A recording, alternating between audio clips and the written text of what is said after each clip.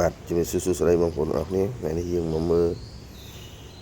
ដង្កូវត្រីនេះដែលយើងបានដាក់ប្រកាសតាំងថ្ងៃ1 ខែ 1 ឆ្នាំ 2026បាទនៅពេលដែលយើងដាក់ប្រកាសហើយឥឡូវយើងដកមេវាគ្រប់15ថ្ងៃយើងដកមេចេញឥឡូវយើងមកមើលកូនវាទាំងអស់គ្នា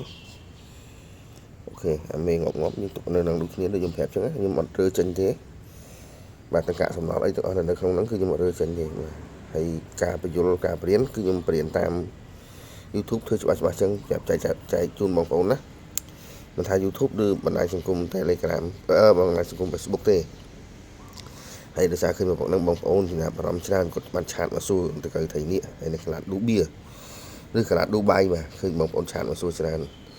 អូខេអត់អីទេបងអាចឆាតមកសួរបានការបញ្យល់ខ្ញុំនៅតែបញ្យល់ការបរៀនខ្ញុំនៅតែបរៀនទេព្រោះខ្ញុំដឹងថាអនាគតអត់មានសល់អីក្រៅពីវីដេអូហ្នឹងទុកចែកជូនបងប្អូនក្មេងជំនាន់ក្រោយសម្រាប់គាត់មើលនឹងក្នុងការធ្វើទាំងអស់គ្នាទេបាទព្រោះយើងចាស់ទៅយើងសិតតែមានពេលនៅខ្លះមកនៅធ្វើថែពួកហ្នឹងទេបាទណាយើងមកមើលកូនទាំងអស់គ្នាតែកូនរយៈពេលដែលយើងដាក់មកបាទរហូតតាំងពីថ្ងៃប្រកាសថ្ងៃ1 ខែ 1 នេះឥឡូវម្ដងនេះថ្ងៃ19ណាបាទបានថា19ថ្ងៃបងប្អូនមើលកូនវាទាំងអស់គ្នាណានេះបងប្អូនខ្ញុំស៊ូមឲ្យមើលតិចណាបាទនេះច្រើនណាស់បងប្អូន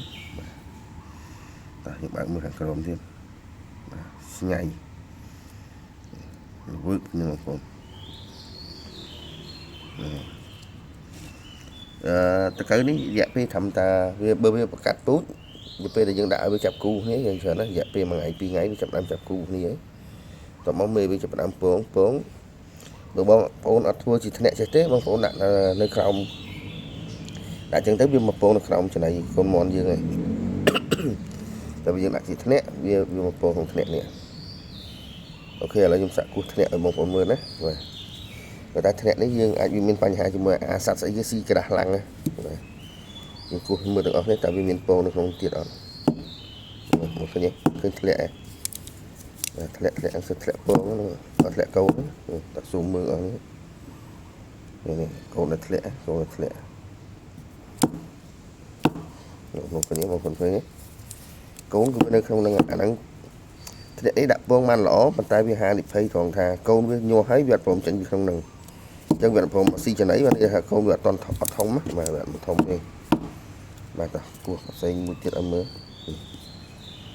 អូខេគោះទៀតណាមកឃើញទេគោះធ្លាក់មកបាទតនេះយើងមកគោះវាអញ្ចឹងបងបាទនេះវាបញ្ហាអាសត្វទូនេះអាសត្វហ្នឹងអាសត្វស៊ីឡាំងមានឡាំងមានអីដែលមួយស្បុកពងមាន់អីហ្នឹងគឺអាសត្វហ្នឹងវាមានហ្មងបាទឃើញបងប្អូនឃើញជាក់ស្ដែងឃើញយើងគូសហ្នឹងទៅធ្លាក់កូនតកៅយើងចេញពីក្នុងហ្នឹងបាទថាខ្លះក៏វាមិនទាន់ញ័រមិនទាន់អីក៏វានៅក្នុងហ្នឹងដែរខ្លះញ័រហើយក៏នៅក្នុងហ្នឹងចឹងណាបាទពេលយើងគូសហើយក៏ទុកវានៅក្នុងហ្នឹងវិញទៅគាត់ថាឲ្យវាធ្លាក់ពីលើហ្នឹងទៅស្រួលវាត្បល់ចូលទៅវាបានស៊ីចំណីស៊ីអីគេឯងដូចពួកនេះចឹងណាហ្នឹងហើយអូខេវីដេអូនេះបញ្យល់ប៉ុណ្្នឹងដែរសម្រាប់ពីការដាក់ធ្នាក់នៅពេលដែលតកៅយើងញ័រហើយកុំភ្លេចធម្មរយៈពេល7 8ថ្ងៃហ្នឹងមកគោះវាចេញចឹងណា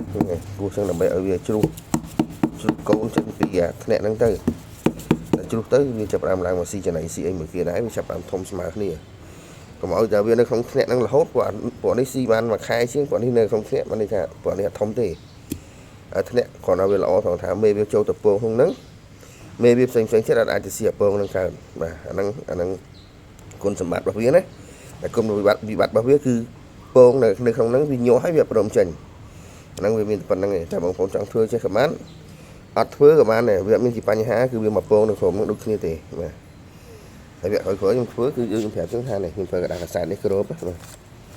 បាទដាក់กระดาษកាសែតគ្របវាណាវាឡើងមកធ្នាក់មកឃើញវាប្រំគ្នានៅធ្នាក់នេះបើបងប្អូនអត់ធ្វើធ្នាក់ហ្នឹងទេដាក់អាសបកពងមាន់យើងហើយគឺក៏អត់មានกระดาษឡើងទេដាក់អាសបកពងមាន់យើងអាសបកពងមាន់ដែលពីกระดาษអានេះវាដាក់ពងមាន់យកមកដាក់តែមួយអាហ្នឹងវាទៅត្បល់នៅក្រុមហ្នឹងហើយអូខេវីដេអូនេះជំរាបប៉ុណ្្នឹងណាអរគុណច្រើនបាយបាយ